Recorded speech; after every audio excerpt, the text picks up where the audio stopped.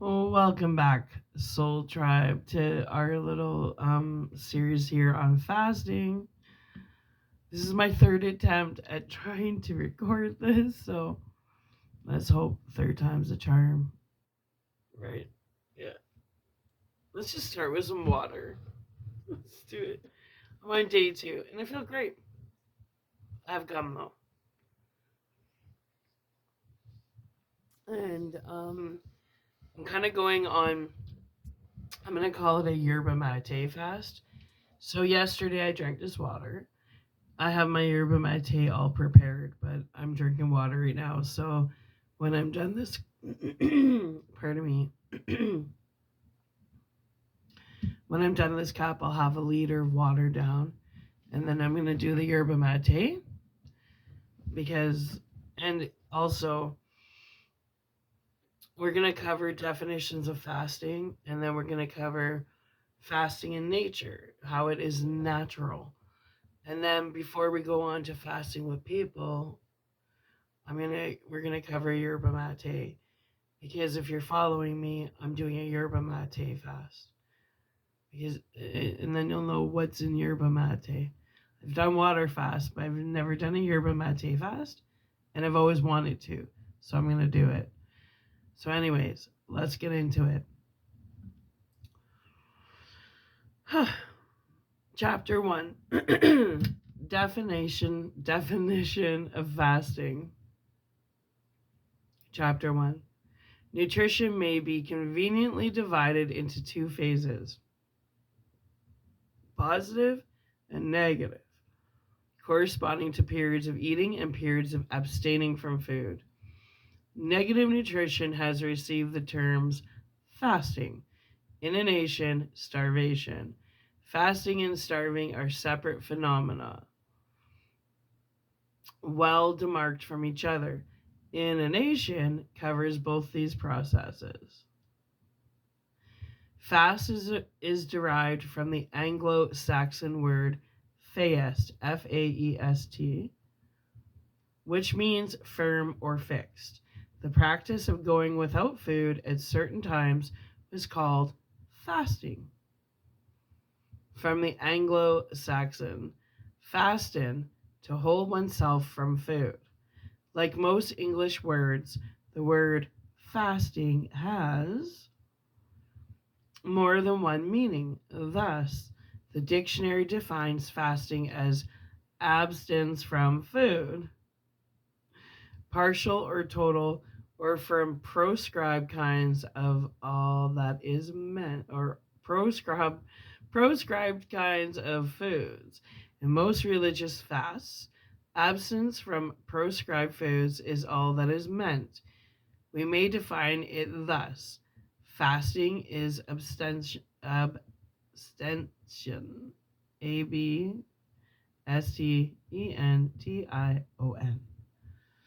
from fruit. A milk fast is abstinence from milk. A water fast is abstinence from water. Pardon me. So I'm going to go on a fast. Yeah, because a water fast means no water. A yerba mate fast means no yerba mate, so I'm going on a fast. If I want to use the correct terminology for what I'm going to do here.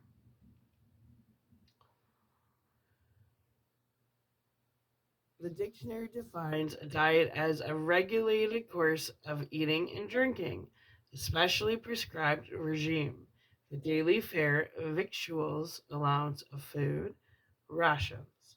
To diet is to regulate or restrict the food and drink according to a regime, to eat carefully or sparingly, to take food, to eat. Fasting, as we employ the term, is voluntary and entire absence from all food except water. Little driblet meals is not fasting. Little driblet meals, says Dr. Chaz E. Page, are not fasting.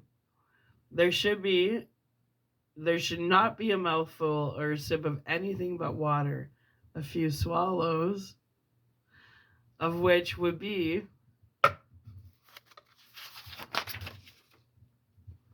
taken from time to time according to desire. We do not employ the word fasting to describe a diet of fruit juice, for example. A writer speaks of fasting a child on fruits, but this means that the child was fed on fruits, that it was on a fruit diet. Fasting and feasting, no matter what one may feast upon, are not identical processes. We should be more careful with the use of the terminology.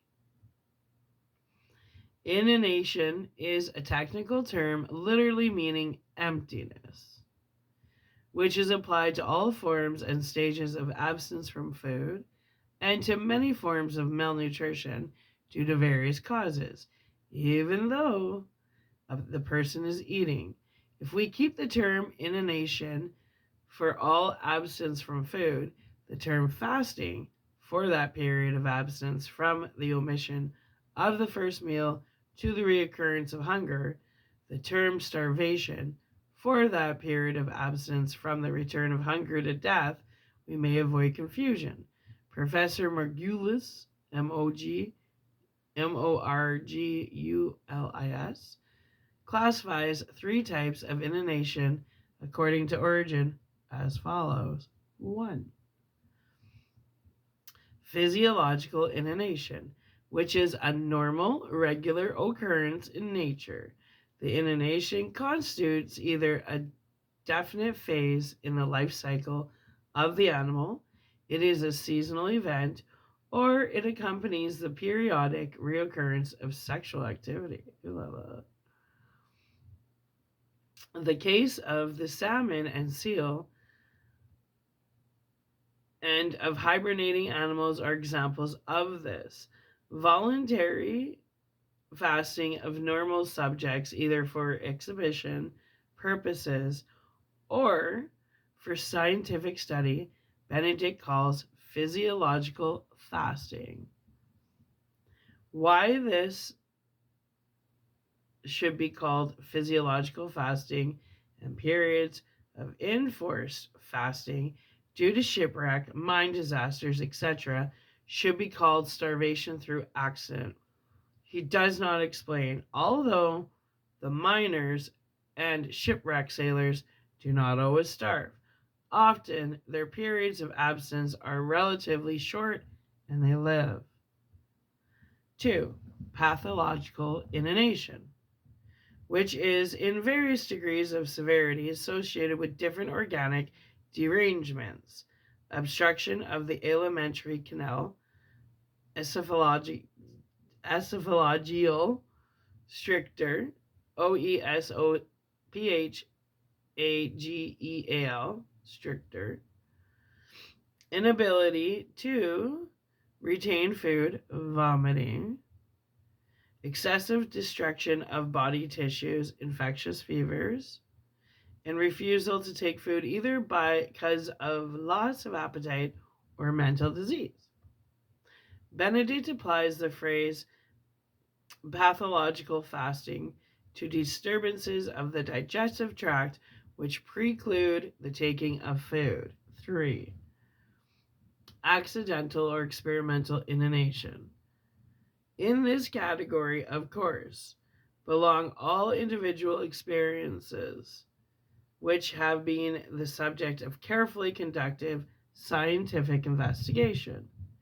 To this should be added a fourth classification, a class with which Professor Morgulis, Morgulis,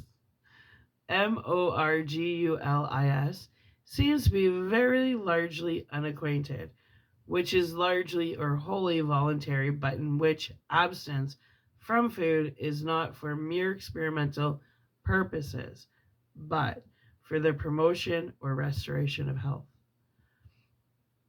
I prefer to call this hygienic fasting. Others refer to call it as therapeutic fasting. Fasting of this type is not wholly voluntary in acute disease, except for in the sense that all instinctive action is voluntary.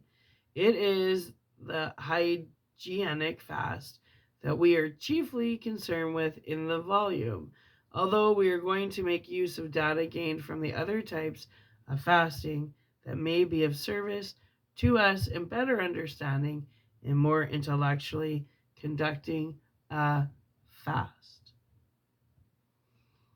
Benedict mentions cases of fasting in hypnotic sleep, but provides no details. I have had no experience with such cases and have made no study of them. I should think that the phenomena in hypnotic sleep would follow the usual course. It may be possible that there would be more complete rest in hypnosis, although I'm inclined to regard the state as one of tension. I certainly do not recommend hypnosis at any time for any purpose. I regard it as an unmixed evil. In his inanition and malnutrition, Jackson says the term starvation is more frequently used to indicate the extreme stages of inanition leading to death. Unfortunately, this is too often not the case. Too often the term starvation is applied to the whole period of abstinence from food from the first day to the end in death. Carrington says many doctors speak of the fasting or starvation cure, which simply shows that they don't know what they're talking about. Fasting is an absolutely different thing from starvation. One is beneficial, the other is harmful.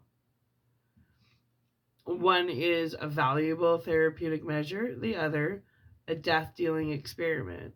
And that was taken from the Physical Culture, written in May of 1915. That's pretty cool. So, 111 years ago. And it totally applies. And I think more people need to take it seriously. Well, anyways. A distinction must be made between fasting and starving, as will be seen as our study proceeds. Fasting is not starving. The difference between fasting and starving is immense and well demarcated. Dr. Hazard expressed this fact in these words: starvation results from food denied either by accident or design to a system clamoring for sustenance. Fasting consists in intentional abstinence from food by a system suffering from disease and non-desirous of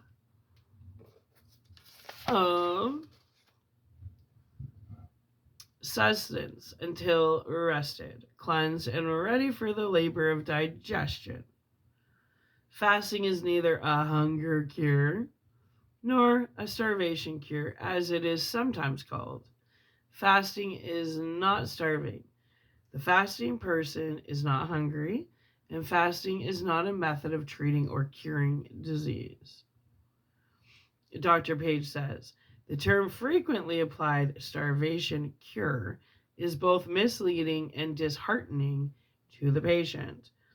The fact is, he is both starved and poisoned by eating when the hope of digestion and assimilation is prohibited, as is in great measure the case in all acute attacks, and more especially when there is nausea or lack of appetite. Fasting is a rest, a physiological vacation. It is not an ordeal nor a penance. It is a house cleaning measure which deserves to be better known and more widely used. Cool. Okay, so we're going to go chapter to chapter. So these are going to be an hour long. So that's the end of chapter 1, which was very interesting. And we're going to upload this. Sorry. My nose. Also, my nose just started running. I started taking this thing. I'm going to tell you something. It's called, I started taking something, and my eyes are, and I've noticed it gives me my eye water, my nose water. I wasn't ready for that. I'm not ready to totally introduce what I'm taking, but it comes from Egypt and the Nile, actually. And It's an ingestible oil. It's a sativa oil, but it's not pot. It's nothing like that. It's called black seed oil, and it's for your lungs, for to repair your lungs, for smokers or asthma, and has so many benefits. I did a bunch of research, so today was the first day, and it says you can take one, maximum 3 teaspoons a day. So Jake wanted to do it too because we quit pot, we quit cigarettes, so we want to clean out our lungs, give it a good fresh start.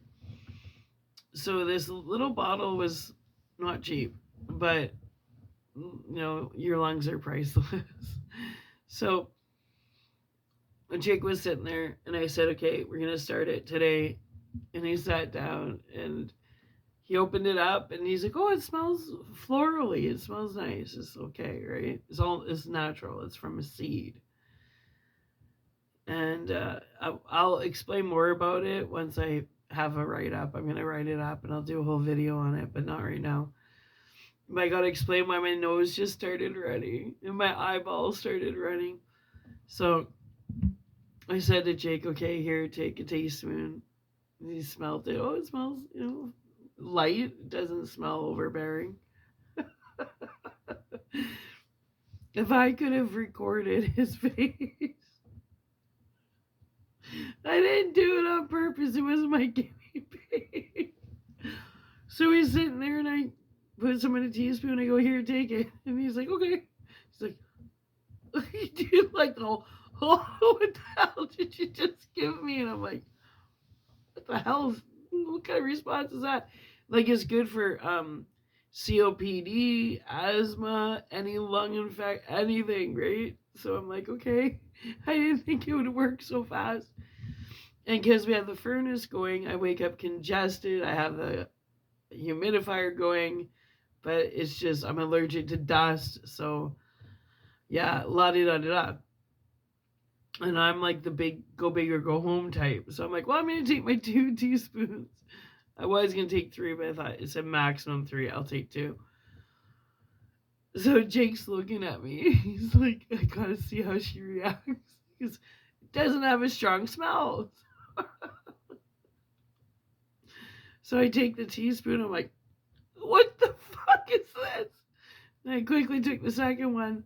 Jake looks at me. He's like, and how do you? Because I said to him, well, how does it taste? He goes, I can't describe it. You just gotta try it.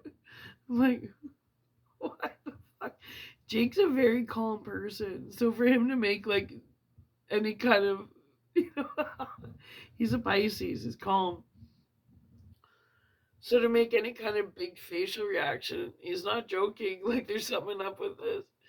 So all of a sudden I take it, I'm like, oh, what the hell? He's like, yeah, explain to me what that tastes like. I said, you can't explain it. He goes, I can't put a word to it, Mom. That's the weirdest stuff I've ever tried. And I said, I like to paint, and I'll use spray paint a lot, or the spray lacquer kind of thing. And then you use, I don't know, I like the smell. I don't know why, spray paint. Like, I don't know, there's something about it. Like, I don't huff it, but when I'm using it, I don't mind the smell. Just like when I pump gas at the gas station, I don't mind the smell of gas, right? I said to Jake, it's almost like when I was spray painting that stuff last year and you inhale the fumes, like, oh, right? It tasted like it was a liquid form of the fumes. I'm like, oh. But I am going to explain it. But what I did realize, no word of a lie, within, I'm going to say under 2 minutes of taking the 2 teaspoons, I was like, whoa, my throat wasn't as raspy. I felt like my breathing was starting to clear, my congestion. And then now all of a sudden I'm sitting here, my nose just started to run, and my eyeballs started to run. I'm like, this shit really works. I put that shit on everything. Just kidding. Okay, so I'm gonna go get my tissue because I'm not gonna sit here and have a runny face. We're gonna upload this and we're gonna come back with chapter 2, which is fasting among the lower animals.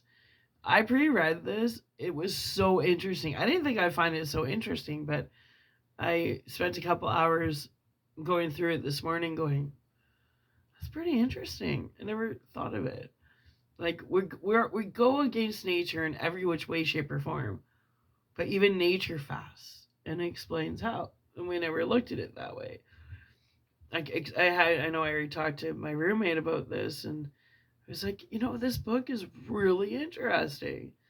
And I was explaining about the insects and the animals and how they naturally fast. And he's like, I never thought about it that way. I'm like, right? Neither did I. So let's get chapter 1 up and then get into chapter 2. Why? Because I love you and I want what's best for you. And I really think that this is amazing. This is gold. This information is golden. Get off TikTok and read a frickin' book. Just kidding. But I want you to stick with me because I'm going to stress how important I think this is in your health and repairing your cells, repairing whatever needs to be repaired. But, I think it's important to...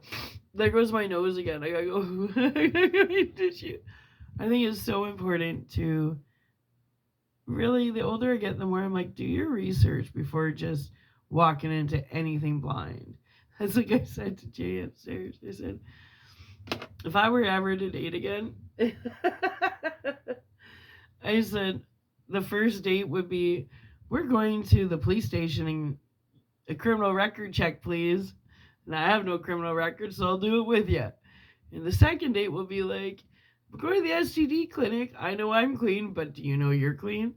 And I said I would have never... It's so funny. Everybody should act that way.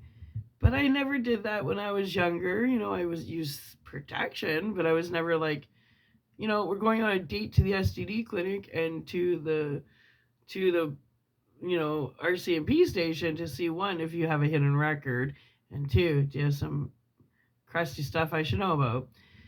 But now, hitting 45, and I've been celibate for 5 years, and I've never had an STD. I'm not about to wreck that track record. And then, some of the most criminal people I've met come in the cleanliest looking meat suits, where you would never even think to say, hey, let's go to the cop shop. I want a criminal record check on you. So ones you least expect that you should do it with. So that's what I said to Jay.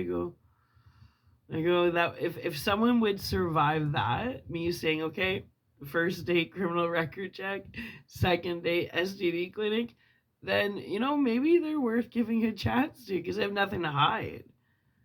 If you say to somebody, well, we're going on a date to the police office. Why? Criminal record check. I want to know if you got hidden ghosts in your closet and they don't want to have the date. Well, there's your answer.